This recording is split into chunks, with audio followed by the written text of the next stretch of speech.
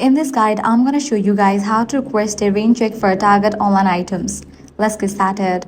First, it's important to know that Target does not generally offer rain checks for items sold online. If an item is out of stock on the Target website or app, you will usually need to wait until it's back in store or look for a similar product. If the item is temporarily unavailable, you can check back later or use the notify me or back in stock option if it's available for that product. This allows Target to send you a notification when the item becomes available again. If the product is available at another nearby Target store, you may also be able to switch your preferred store or choose a different fulfillment option, such as shipping instead of pickup. If you believe you are eligible for a rain check because of a specific promotion or advertised offer, contact Target customer support. Provide the product details and promotion information, and they will let you know whether any exceptions or alternative solutions are available. And that's it. This is how you can easily request a rain check for Target online items. If this guide helped you out, do not forget to like, share, and subscribe.